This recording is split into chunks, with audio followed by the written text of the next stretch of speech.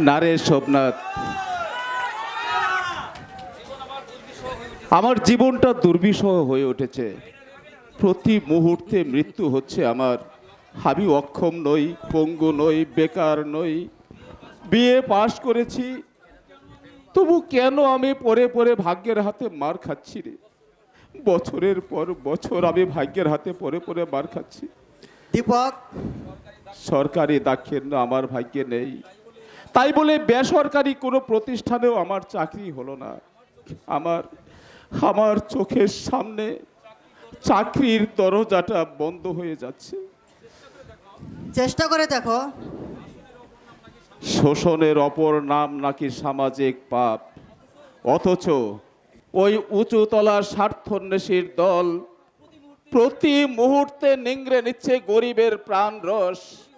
গরিব ধনী হচ্ছে আরো ধনী, গরিব নেমে যাচ্ছে দারিদ্র সীমানার নিচে। অথচ অথচ কেউ তাদের ধিক্কার দিচ্ছে না, কেউ তাদের মুখে থুথু দিচ্ছে না। তোর সাথে আমি সম্পূর্ণই একমত। তুই জানিস না সোমনাথ, কি দুর্বিষহ জীবন যন্ত্রণা নিয়ে আমি বেঁচে আছি। বাবা অসুস্থ, ঘরে বিবাহযোগ্য একটা বোন, মা বিড়ি বেঁধে কোনো মতে আমাদের উপোসের হাত থেকে বাঁচিয়ে চলেছে। মা যখন আমার সামনে ভাতের থালা তুলে দেয় না, আমার চোখ ফেটে জল আসে। মধ্যবিত্তের প্রায় ঘরেই আছে এই দুর্দশা। আমরা যেন ধীরে ধীরে তলিয়ে যাচ্ছি। মাঝে মাঝে মাঝে মাঝে একটা দানবীয় আক্রোশ এসে আমার কাঁধে ভর করে। ইচ্ছে হয় এই সমাজ, এই সংসারের ভিতরটা ধরে প্রচন্ড রকম একটা নাড়া দেই। ইচ্ছে হয় চুরি করে, ডাকাতি করে, ছিনতাই করে নিজের খিদের জ্বালা মুন্ডাই। ইচ্ছে হয় এই সমাজটাকে আমি তছনছ করে ফেলি, কিন্তু দীপক, আবার ভাবি বাবা দুঃখ পাবে, মার চোখে ভরে উঠবে বেদনার অশ্রু। আবার মা তো আমাকে মানুষ করে তুলতে আপ্রাণ চেষ্টা করেছিল, কিন্তু কিন্তু মাকে আমি কি দিতে পেরেছি, কতটুকু দিতে পেরেছি? আমার সম্পর্কে চিন্তা করলি দীপক? রমা, রমাকে তুই ভালোবাসিস? তোদের ভালোবাসা ভালোবাসা ভালোবাসা দীপক, ভালোবাসা মরে গেছে সোমনাথ। বেকারত্ব নামক জগৎটার পাথরটার নিচে চাপা পড়ে মরে গেছে স্নেহ, প্রেম, প্রীতি, মায়া, মমতা, ভালোবাসা। পেট নামক এই রাক্ষস পেটটা তারুণ্যের গলা টিপে খুন করেছে। আছে আমার মধ্যে কোনো তারুণ্য? নেই। আছে আমার মধ্যে কোনো যৌবনের উচ্ছলতা? নেই। সবকিছু শেষ করে দিয়েছে। তোর ব্যথা আমি বুঝতে পারছি, কারণ আমি বর্তমানে বেকার।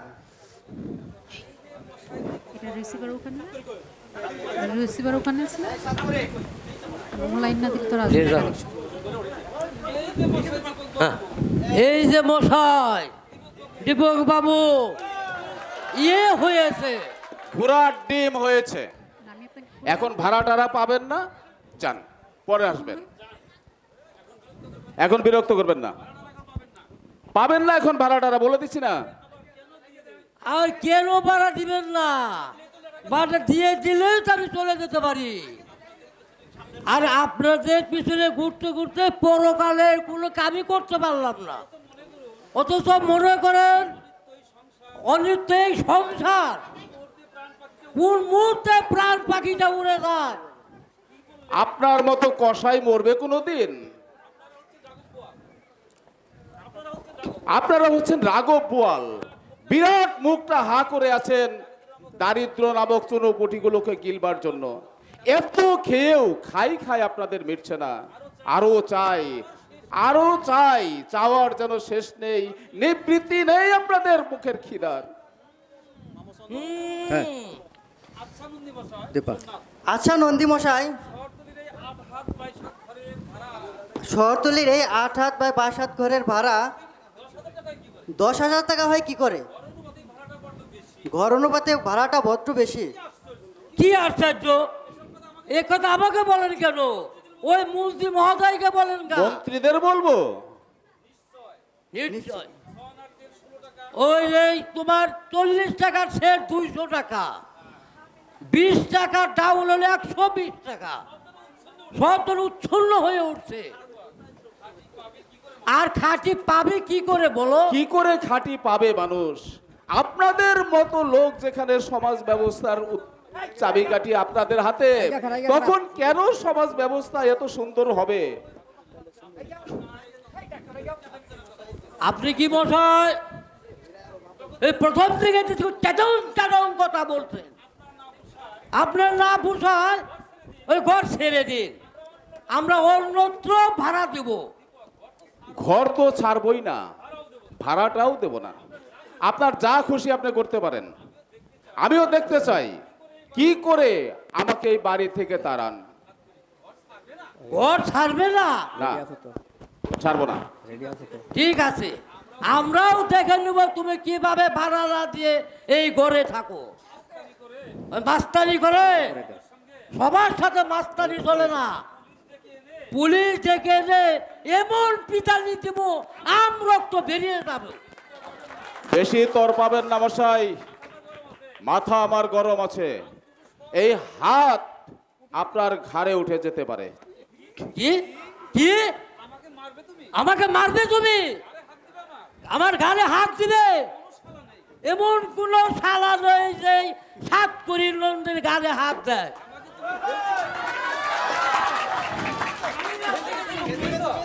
তুমি কি হেঁটে দিয়েছে পেয়েছো আমাকে?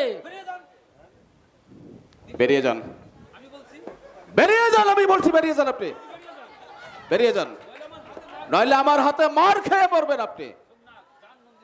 যান নন্দী মশাই, কি হবে অযথা বাদ বিশ্বাস করে? যাচ্ছি যাচ্ছি বেরিয়ে। সঞ্চয় সিংকে তোর এখনো ছিল নাই। জেলার পুলিশ সুপার তার মেয়ের জামাই একটু ইশারা করে দিলে এমন পেটানি দিব এই যে পিটিয়ে বাপের নাম খগন করে দিব, তবুই আমার নাম 7 কোটি নন্দী। বেরো বেরো বেটা, বেরো বেটা, সঞ্চয় সেনের চামচে বেরো। কি তুই আমাকে মারলে? এই অপমানের শোধ আমি না নিতে পারছি, তাহলে আমি 5 কোটি নন্দীর ব্যাঠাই নই। এই জলে ভাস করে ওই কুমিরের সাথে লড়াই টের পাইয়ে দিব, টের পাইয়ে দিব, তবেই আমার নাম 7 কোটি নন্দী।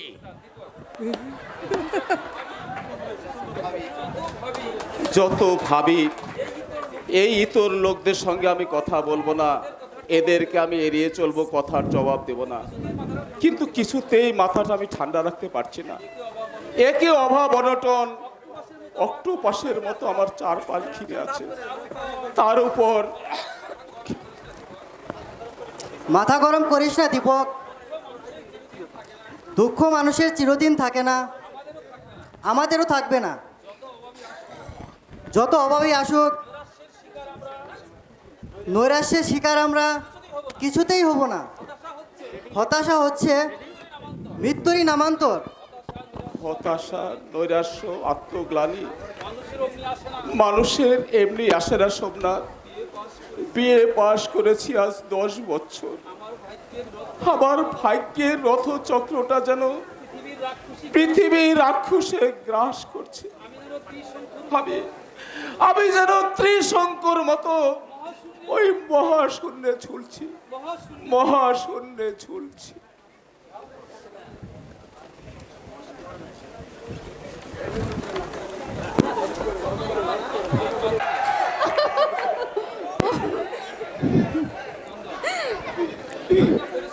গানটা পেরেছো তুলতে?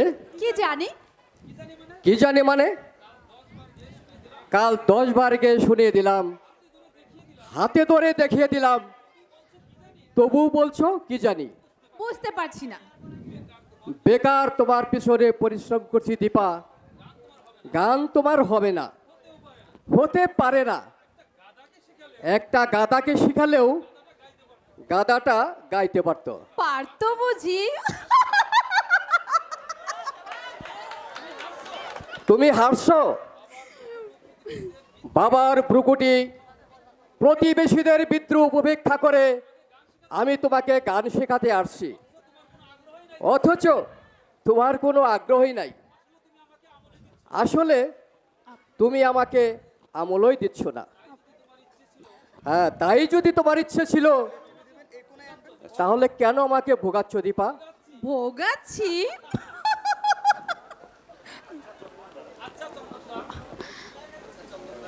আচ্ছা চন্দনদা, বলো বলো। আমাকে গান গায়িকা করে তোমার কি লাভ বলো তো? কি লাভ জানো না? পিতৃদেবের তিরস্কার, পাড়া প্রতিবেশীদের সরস মন্তব্য, বেশি রাত্রি করে বাড়ি ফিরলে সারা রাত্রি আমাকে উপবাস থাকতে হয়। এসব থেকে তো অন্তত নিষ্কৃতি পাবো, মা তো নেই। এই হতভাগার জন্য ভাতের থালা কুলে করে নিয়ে বসে থাকবে? তোমার বড় কষ্ট তাই না? থাক, আমার জন্য আর দরদ দেখাতে হবে না।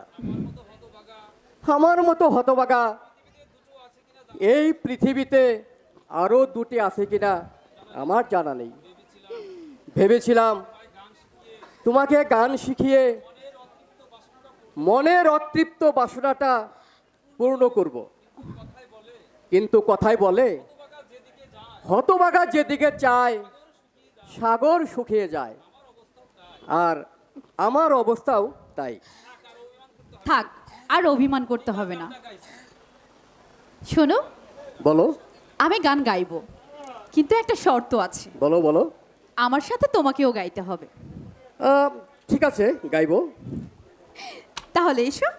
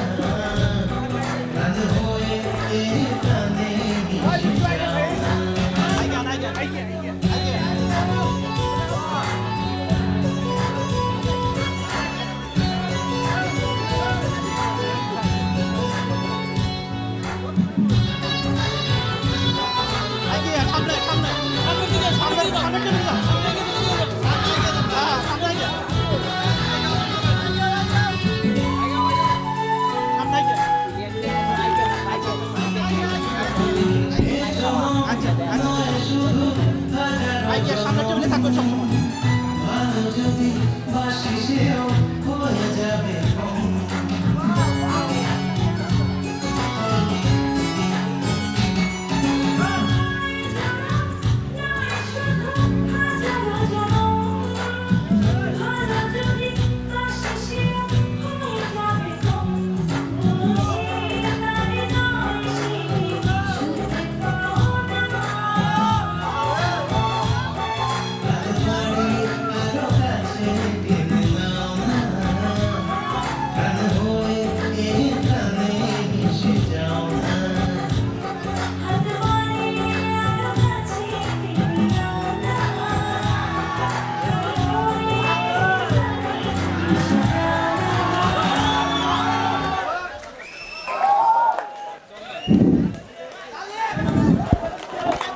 সুন্দর।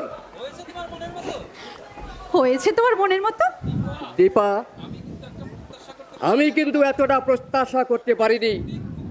সত্যি সত্যিই খুব ভালো লেগেছে আমার। আমার আশা তুমি কানায় কানায় পূর্ণ করে দিয়েছো। একটা কথা দিবা দীপা?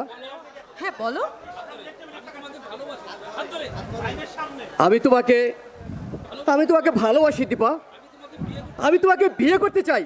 ছাড়ো, ছাড়ো না, ছাড়ো। দীপা, আমার বাবা গরিব, দাদা বেকার, মা বিড়ি বেঁধে সংসার চালাচ্ছে। একবার বদনাম রটে গেলে এই জীবনে আমার আর বিয়ে হবে না। কাল থেকে তুমি আর আসবে না চন্দনদা। গান আমি শিখবো না। কিন্তু আমার বাবা তো তোমাদের বাড়িতে গিয়েছে বিয়ের কথা বলতে। তোমার চাহিদার কথা আমি শুনেছি। নগদ 50,000 টাকা না দিলে তিনি তার ছেলের বিয়ে করাবেন না। 50,000 টাকা তো দূরের কথা, 5,000 টাকা দেবার মতো সামর্থ্য আমাদের নেই। কাজেই ওই অবান্তর স্বপ্ন আর কেউ দেখলেও আমি দেখি না। বাবা আমার বিয়ের যৌতুক চাইছে 50,000 টাকা। এতটুকু মানবিকতা নেই বাবার মধ্যে। বাবার বিরুদ্ধে আমি বিদ্রোহ করব। তাতে লোকে যদি আমাকে কুসন্তান বলে বলুক, তবু মেয়ের বাপের মুখে ছুরি বসিয়ে বাবার অর্থ লিপ্সার ইন্ধন আমি কোনো দিন যোগাবো না, কোনো দিন না। কি বলছো মা? বিনোদ বিড়ি নিয়ে টাকা দেয়নি? না বাবা, কেন? বিনোদ নাকি আমাদের কাছে 25,000 টাকা পাবে বলল। সেই বাবদ টাকা কেটে নিলাম মাসিমা, কিন্তু ঘরে যে এক মুঠো চাল নেই। একটু বাদেই তোর বাবা এসে ভাত চাইবে। অসুস্থ রুগ্ন মানুষটাকে আমি এক মুঠো নুন ভাত যদি দিতে না পারি, বেঁচে থেকে আমার কে লাভ বল দীপু, কে লাভ? কেঁদো না মা, আমি দেখছি কি করে ও আমাদের টাকা কেটে নেয়। দীপক শোন। কি হলো? পিছু টাকলে কেন মা? ঝগড়া বিবাদ করে লাভ নেই। তাছাড়া বিনোদ সত্যি আমাদের কাছে টাকা পাবে। আমরা গরিব, আমাদের অর্থ নেই, সম্পদ নেই, সহায় সম্পদ বলতে আমাদের কিচ্ছু নেই। আর তোর পক্ষ হয়ে কেউ দুটো কথা বলতে আসবে না। তার চেয়ে বরং দেখো মা, তোমার নীতি নিয়ে এ যুগে বেঁচে থাকা যায় না। পায়ে ধরে যদি তুমি কাঁদো, কেউ তোমাকে দয়া করবে না। একটা চট যদি কেউ মারে, তাকে 10টা লাথি ফিরিয়ে দাও। টুটি কামড়ে তাদের কৈফিয়ত চাও। শয়তানদের বুকের রক্ত তুমি গন্ডুস ভরে পান করো। খিদের জ্বালা তুমি মিটাও এইভাবে। ছলে বলে কলে কৌশলে বাঁচার যুগ এটা মা। সাধুতা সত্যবাদিতার যুগ এটা নয়। এটা হচ্ছে ছলনা প্রবঞ্চনার যুগ। শুধু শুধু তোমার মুখের দিকে তাকিয়ে আমি পড়ে পড়ে মার খাচ্ছি মা। নইলে মাঝে মাঝে আমার ইচ্ছে হয় এই জীবন আমি এইভাবে রাখবো না। আমি চুরি করে, ডাকাতি করে, ছিনতাই করে যেভাবে পারি আমার খিদের জ্বালা মিটাবো। শুধু দীপক! সৎ পথে থেকে আমরা কি পেলাম মা? শুধু লাঞ্ছনা, অপমান, অবহেলা আর অপমান, এছাড়া তো আমরা কিছুই পেলাম না মা। মা, মা গো, বড় আশা করে, অনেক আশা করে তুমি আমাদের লেখাপড়া শিখিয়েছিলে মা। তোমার সমস্ত আশা আমি ব্যর্থ করে দিলাম মা, আমি ব্যর্থ করে দিলাম, ওরে আমি দীপক! ব্যর্থ করে দিলাম মা।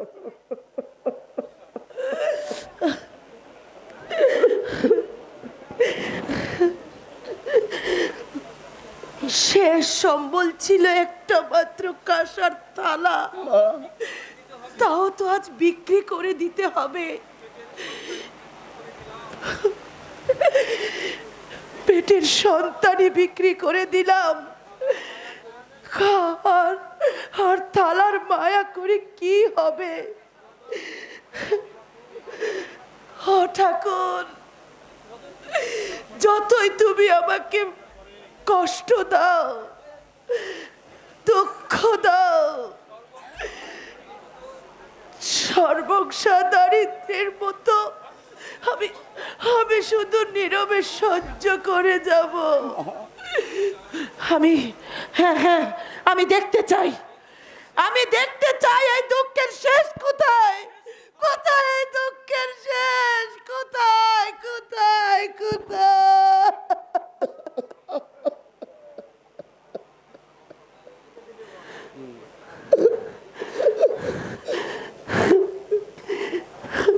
চল দীপু, চল ঘরে চল। চলো মা,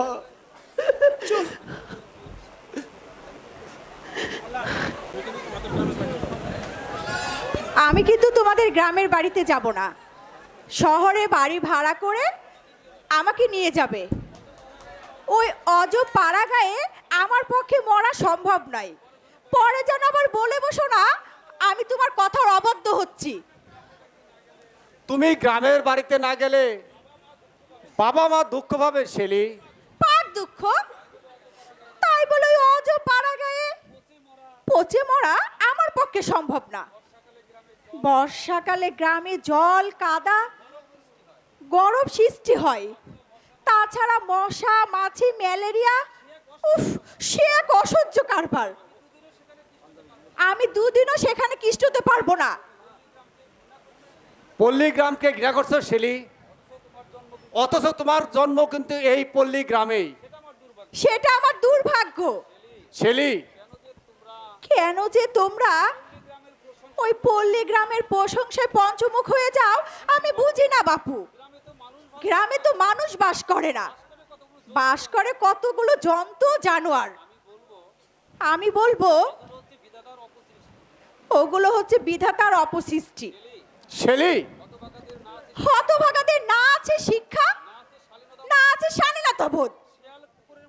শিয়াল কুকুরের মতো এক গাদা বাচ্চা জন্ম দেয়, অর্ধ উলঙ্গ বাচ্চাগুলো দেখলে আমার গায়ে একেবারে ঘিন ঘিন করে।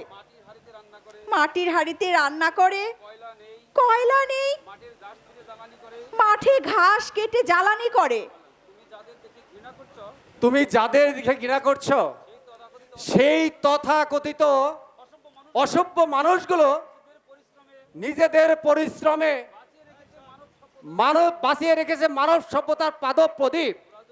ওরা যদি কাজ বন্ধ করে দিয়ে নব সভ্যতার মোহে ছুটে আসতো এই শহরের দিকে, তোমাদের ভদ্রলোকদের না খেয়ে উপোস করে মরতে হতো।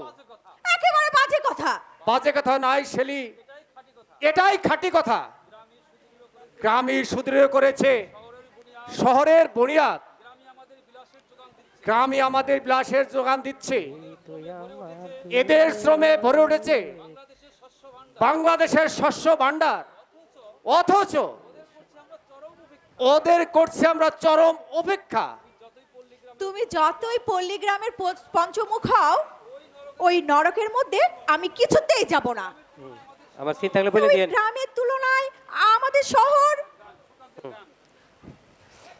এই তো আমার দেশ, সোনার বাংলাদেশ, দোয়েল শ্যামা ময়না ডাকে, রূপের নাই রে শেষ। এই তো আমার দেশ, ওই পল্লী বধূ কলসি কাকে জলবরিতে যায়, রাখালিয়া ধনু কান্দে বাঁশরি বাজায়। আরে বাঁশির সুর তো মধুর মতো, বাঁশির সুর তো মধুর মতো, দেখতে লাগে বেশ। দোয়েল শ্যামা ময়না ডাকে, রূপের নাই তো শেষ। এই তো আমার দেশ। ওই বর্ষা এলো বাঁকে বাঁকে, মাঝিরা গান গায়, বাংলা মায়ের বাংলা ভাষা আমার কাদায়। আরে পাগলি বেটির মুস্কি হাসি, ওই পাগলি বেটির মুস্কি হাসি পাগল করলো দেশ।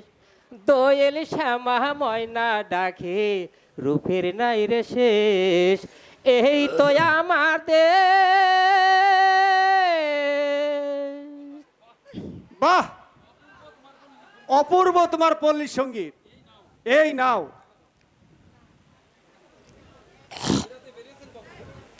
বেড়াতে বেরিয়েছেন বাবু? হ্যাঁ ভাই। কি দেখবেন বাবু? আমাদের এই পল্লী গ্রামের খড়ের চাল, মাটির দেওয়াল, অত পুকুর, মশা মাছি ম্যালেরিয়া কঠিন অসুখ হলে ওই ওই 5 মাইল হেঁটে না গেলে চিকিৎসার কোনো সুযোগ নেই বাবু। আমরা গ্রামের মানুষরা কিভাবে যে বেঁচে আছি জানে জানে ওই একমাত্র ঈশ্বর। কিন্তু আর একটু পরেই দেখবেন অন্ধকার যেন গোটা গ্রামটাকে গ্রাস করে ফেলছে। শহরকে আপনারা ভদ্রবাবুরা কত সুন্দর করে সাজিয়েছেন, কিন্তু গ্রাম বাংলা যে তিমিরে সেই তিমিরেই রয়ে গেল। এই তো আমার দেশ, সোনার বাংলাদেশ, দোয়েল শ্যামা ময়না ডাকে। উফ, তুমি বিনা প্রয়োজনে ওই লোকটাকে কেন পয়সা দিলে? নষ্ট করলাম? কি প্রয়োজন ছিল? কি প্রয়োজন ছিল ওই ভিখারিটাকে পয়সা দেওয়ার? কি প্রয়োজনে সেটা তোমার উর্বর মস্তিষ্কে ঢুকবে না শেলি। আমরা ওই হোটেলে ঢুকে খাবার পরে ওই বিয়ারাকে বকশিস দেই।